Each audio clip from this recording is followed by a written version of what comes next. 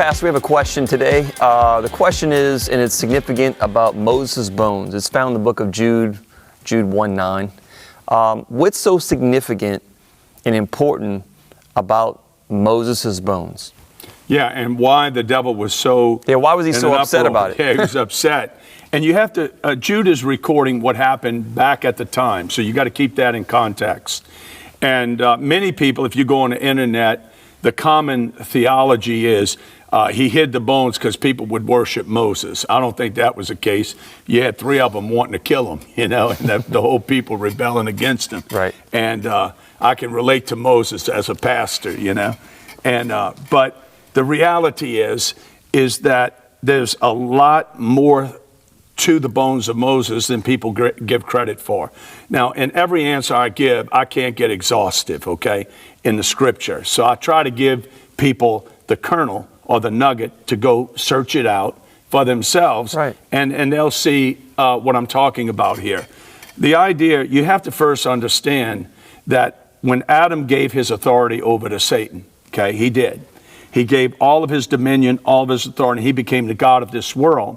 With it came the right of the priesthood, because Adam, the first priest, had to parallel Jesus, the second Adam. They were equal in their temptations. Everything parallels, except this one failed, and he was earthly. 1 Corinthians 15, Adam was from the earth and earthly. Jesus was the Lord from heaven. There's a big significant difference there.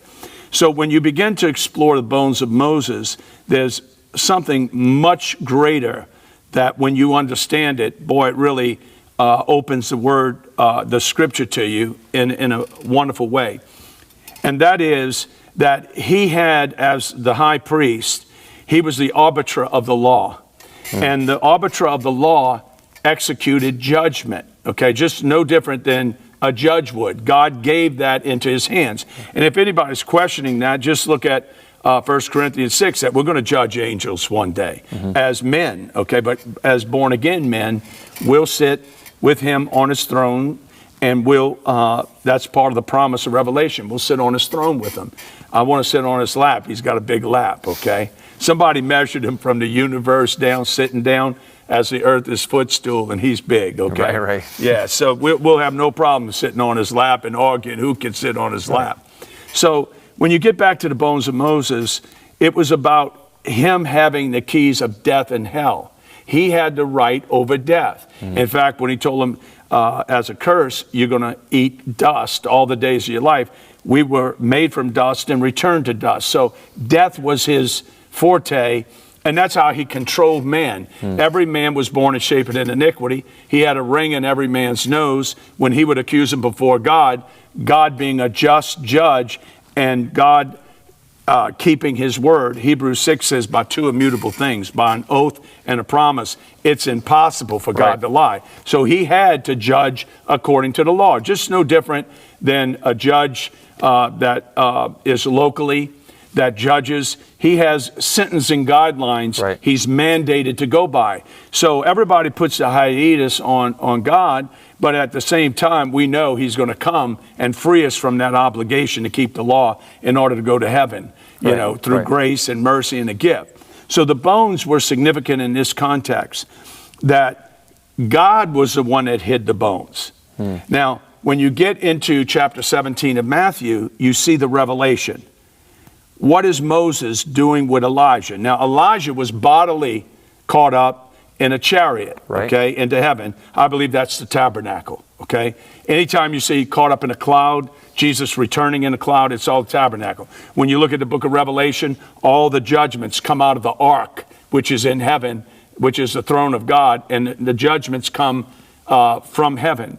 So the bones of Moses, he got upset because he was saying, wait a minute, because remember, this doesn't sound correct, but if you follow through, if God in his sovereignty submitted himself to the law, Galatians 4:4, in the fullness of time, God would send forth his son, born of a woman, made under the law. He came as a man, fully as a man, and fulfilled the law 100%, right? So when Elijah appeared and Moses with him, he said, wait a minute. Wait, hold on now, okay? Because Moses could not have appeared unless he had his DNA as bones. To be absent from the body is to be present with the Lord. Okay. But one day there'll be a resurrection of the body, okay? But in Moses' case, God withheld it so he could illustrate the resurrection of the dead and those that would go by rapture, that would not see death. And they talked about the cross. So if you look historically at Matthew 17, that's when the devil went rogue. And it was actually, he came out of his working to do everything by the law so he wouldn't get snagged. And he basically said, well, if he broke the law, and that's what he was arguing, you broke the law. You don't have the power over death. I do. Where are the bones right now? You see? Yeah, right. And so God had to send Michael and tell him, the Lord rebuke you. And in that is a great passage that we don't really understand, that Satan, in the book of Job, when he appeared before him, how could a rogue angel that takes a third of the angels and hates God and destroys the earth, I have the right to argue with God? Because even as the high priest, that he still was answerable as a high priest to God himself. God always remained as the final arbiter, okay? So he was submitted to that. So you see from that time forward, arguing over the bones of Moses, and Moses appearing in his bones, okay? He was there. He wasn't a spirit. It was Moses in his bones. He was thinking that God wasn't playing by all the rules, and that's when he began to get real hostile toward Jesus. All right.